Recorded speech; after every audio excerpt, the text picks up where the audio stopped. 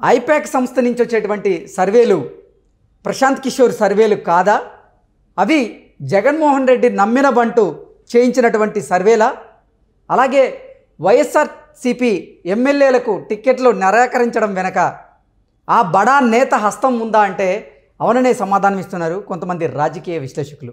ఇక ఇదే అంశానికి సంబంధించి మనతో మాట్లాడేందుకు ప్రముఖ రాజకీయ విశ్లేషకులు కృష్ణకుమారి గారు మనతో ఉన్నారు. మేడంతో మాట్లాడదు. మేడం నమస్తే అండి. నమస్తే మేడం, ఐపాక్ నుంచి వచ్చేటువంటి సర్వేలన్నీ ప్రశాంత్ కిషోర్ సర్వేలు కాదని, అవి జగన్మోహన్ రెడ్డి నమ్మిన బంటు చేయించినటువంటి సర్వేలు అనేది ఒక వార్త అయితే, వైఎస్ఆర్సీపీ ఎమ్మెల్యేలు వైఎస్ఆర్సీపీ పార్టీ వారికి టిక్కెట్లు నిరాకరించడానికి కారణం ఆ బడా నేత హస్తం ఉంది అంటూ కూడా ఒక వార్త బయటకు వచ్చింది. ఏంటి మేడం, ఈ వార్తలో వాస్తవం ఉందా? నిజంగా ఆ వైఎస్ఆర్సీపీ 40 మంది ఎమ్మెల్యేలకు టికెట్ నిరాకరించడం వెనక ఆ బడా నేత హస్తం ఉందా అంటే ఏం చెప్తారు?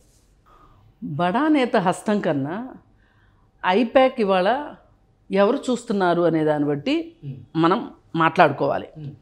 అసలు ఈ రోజుకి ప్రశాంత్ కిషోర్దే ఐపాకే ప్రశాంత్ కిషోర్ది అనుకుంటున్నారు. అసలు మొదటగా సమాజంలో ఈ సంగతి క్లారిటీ రావాలి. ఐపాక్కి ప్రశాంత్ కిషోర్కి సంబంధం లేదు. ప్రశాంత్ కిషోరు ఇప్పుడు వాళ్ళకి ఎన్నికల వ్యూహకర్త కాదు అనేది వాళ్ళు చెప్పుకోవాలి.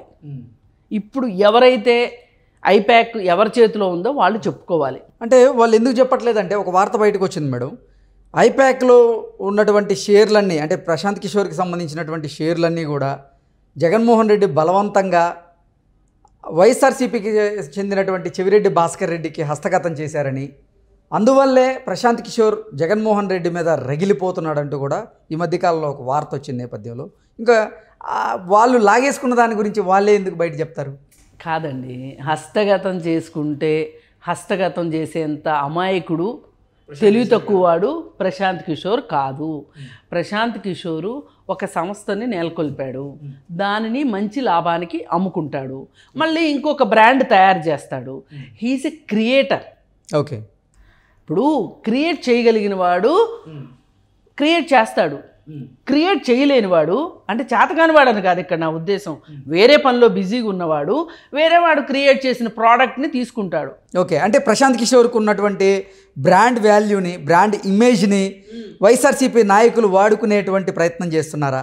అంతేగా ఇప్పటికీ వాళ్ళు చెప్పట్లేదు అంటే ఐపాక్కి ప్రశాంత్ కిషోర్కి సంబంధం లేదు, మేము తీసుకున్నాము, ఇది మాది అని చెప్పుకోలేని పరిస్థితిలో వైసీపీ వాళ్ళు ఉన్నారు. ఓటమి భయంతోనే ఇటువంటి ప్రయత్నం చేస్తున్నారా? ఓటమి భయం కాదు ఇక్కడ.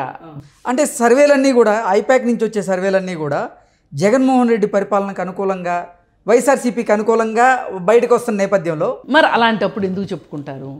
ఇక్కడ క్లియర్ చేయవలసింది ప్రశాంత్ కిషోర్. ఇప్పుడు క్లియర్ చేయాల్సింది ప్రశాంత్ కిషోర్.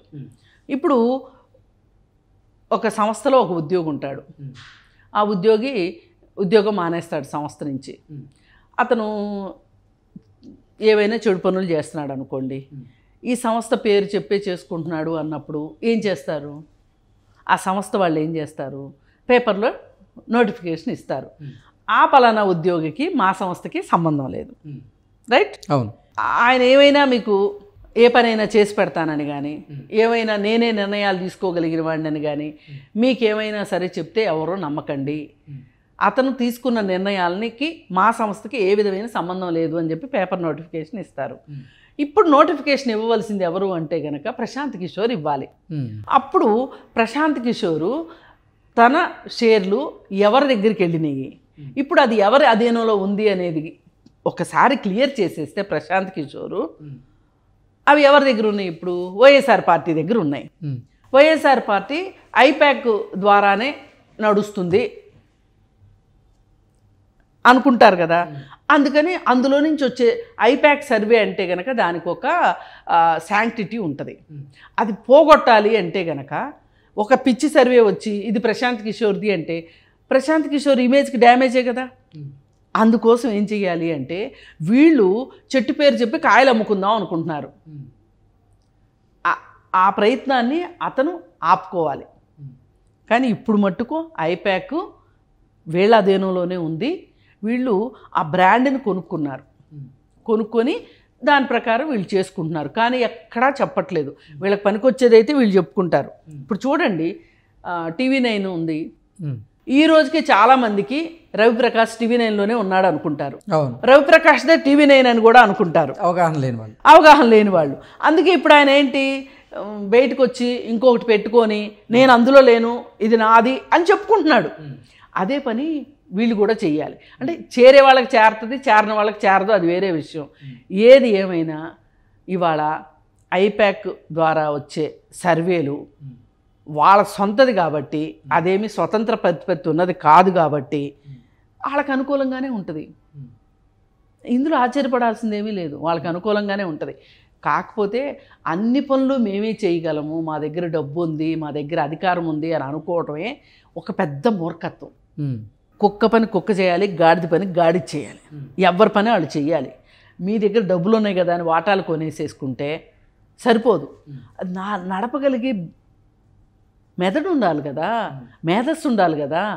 అది మీ దగ్గర ఎక్కడి నుంచి వస్తుంది? మీకు తెలిసింది ఏంటి?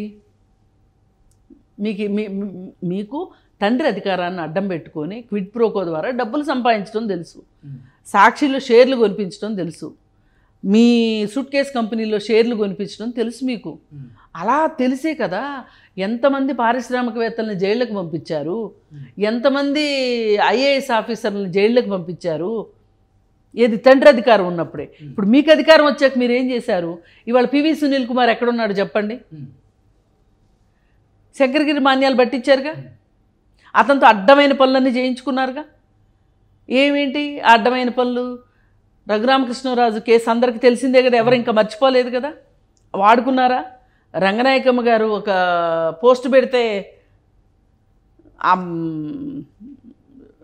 ఫేస్బుక్లో పోస్ట్ పెట్టినందుకు ఆవిడ్ని నానా చిత్రహింసలు పెట్టారు కదా. నిన్నగాక మొన్న విజయవాడలో మీటింగ్లో వైఎస్ఆర్ పార్టీ ఏమేమి దుర్మార్గాలు చేసిందో చెప్తుంటే చెవుల్లోంచి రక్తాలు గారిని, అంత దుర్మార్గాలు చేశారు మరి మీరు. అలాగే ఇంకొక జర్నలిస్ట్ని అర్ధరాత్రి తీసుకెళ్లారా? సుధాకర్ని మాస్కులు అడిగినందుకు సుధాకర్ని చంపేశారా? ఇవన్నీ PV సునీల్ కుమార్ నేతృత్వంలోనే జరిగింది. ఇప్పుడు ఎక్కడున్నాడు మరి? రఘురామకృష్ణరాజు కేసు విషయంలో సమాధానం చెప్పుకోవాల్సి వస్తుందని వేరే చోటకి వెళ్ళిపోయాడు. మీ అధికారంలో అధికారుల పరిస్థితి ఇది, IASలు IPSల పరిస్థితి ఇది.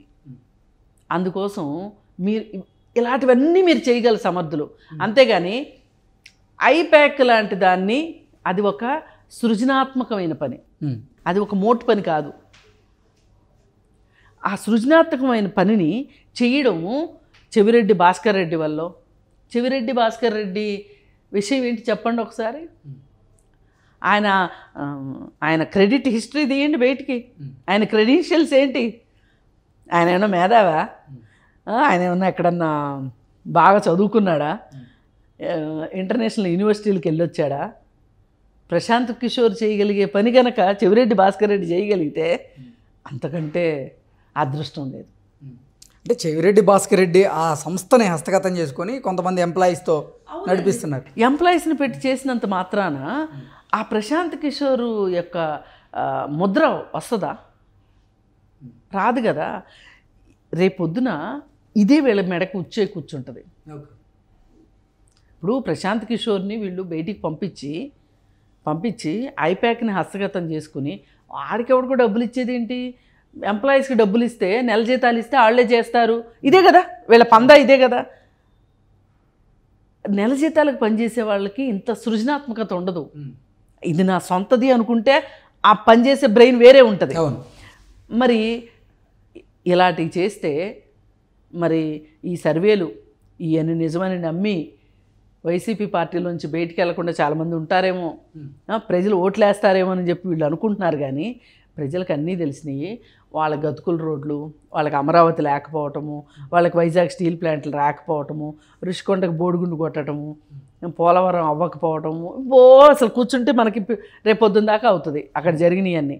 అందుకని ఇవన్నీ చూశాక వీళ్ళు ఎన్ని దొంగ సర్వేలు తీసుకొచ్చినా సరే జనాలైతే నమ్మరు, నమ్మే పరిస్థితులు లేరు.